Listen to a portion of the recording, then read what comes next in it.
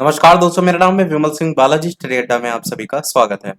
उत्तर Pradesh TET exam UP TET exam को लेकर के कल मैंने आपको अपडेट दी थी, जिसमें बताया था कि हाईकोर्ट की तरफ से आदेश दिया गया है ग्रेस मार्क्स देने को लेकर के। तो उसको संदर्भ में पीएनपी का जवाब जो है वो आया है। पीएनपी ने क्या कुछ कहा है उसी को लेकर के आज की जो है ये न्यूज है।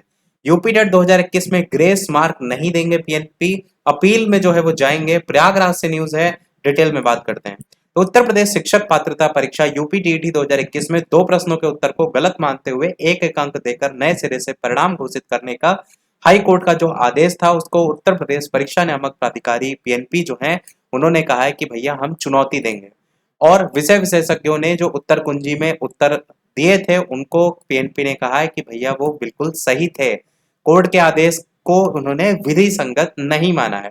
ये परीक्षा 23 जनवरी 2022 को सभी जनपदों में कराई गई थी। इसके बाद अंतिम उत्तर कुंजी पर आई जो आपत्ति थी उनको निस्तारित करते हुए पीएनपी की ओर से 7 अप्रैल अंतिम उत्तर कुंजी जारी की गई थी। 8 अप्रैल 2022 को परीक्षा फल घोषित किया गया था। इसमें कुछ अभ्यर्थी थे जिन्होंने 2017 की यूपी टीईटी के 2 प्रश्नों के उत्तर को गलत ठहराते हुए हाईकोर्ट में चुनौती दी थी। कोर्ट ने फिर क्या किया, कोर्ट ने दोनों प्रश्न जो थे उनके उत्तरों को गलत मानते हुए एक एक अंक देने का निर्देश दिया था। दोनों प्रश्न 2021 की यूपी टीईटी में भी पूछे गए थे। ऐसे में 2017 के आधार पर दोनों प्रश्न के उत्तरों को गलत बताते हुए हाई कोर्ट की लखनऊ खंडपीठ में याचिका लगाई गई थी और कोर्ट ने दोनों उत्तरों को गलत मानते हुए याची अभ्यर्थियों को ही केवल यहाँ पर एक एक अंक देने के निर्देश जो है वो आदेश जो है वो दिए हैं। पीएनपी ने जवाब दाखिल किया है था कि 2021 की जो परीक्षा में 2017 की गलती है उसको सुधारते हुए जो उत्तर थे उसमें बदलाव किए गए थे।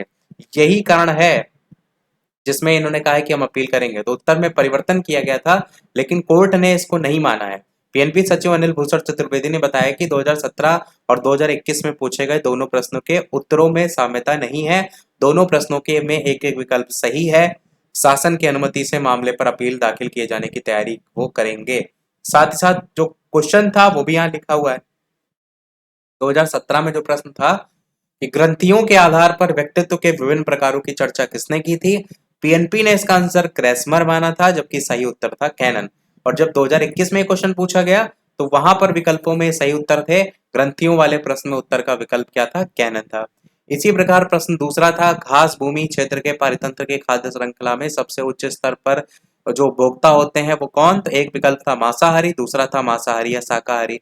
तो दूसरे विकल्प में यहाँ पर गड़बड़ी थी, सही उत्तर क्या था, मांसाहारी था। और यही जब 2021 में पूछा गया 2017 वाला क्वेश्चन तो वहां पर आप देखेंगे 2021 में कि घास भूमि वाले प्रश्न के उत्तर का विकल्प मांसाहारी दिया गया था। और नोट करके ये है कि विकल्प मांसाहारी या शाकाहारी को ठीक करके शाकाहारी व मांसाहारी दोनों कर दिया गया था। ये दोनों अंतर देखने को मिले थे। तो इन्हीं प्रश्नों पर ही आपत्ति आपकी थी। साइड में आप देखेंगे तो वही चीजें लिखी हैं कि हाईकोर्ट ने दोनों प्रश्नों के एवज में याचियों को एक एक अंक देने के निर्देश जो है वो दिए हैं।